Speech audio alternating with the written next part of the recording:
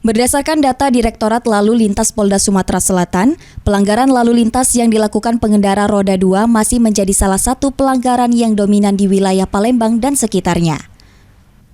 Kasubdit Gakum Direktorat Lalu Lintas Polda Sumatera Selatan, AKBP Finan Sukmaradipta menyebutkan, salah satu penyebab masih tingginya pelanggaran adalah kurangnya kesadaran pengendara dalam menaati aturan dan tertib berlalu lintas. Kesadaran masyarakat yang ada di wilayah kita memang cukup perlu ditingkatkan kembali. Oleh karena itu kami menghimbau kepada masyarakat Palembang khususnya, Sumatera Selatan pada umumnya, mari sama-sama kita tertib dalam berlalu lintas. Tujuannya adalah untuk menghindarkan kita dari kecelakaan di jalan raya. Kondisi ini menjadi perhatian kepolisian sehingga masyarakat diimbau untuk lebih disiplin dan tertib saat berkendara.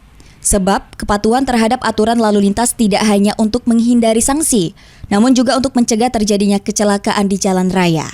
Berdasarkan data pada minggu ke-4 Juli lalu, kamera ETLE merekam lebih dari 1.000 pelanggaran lalu lintas.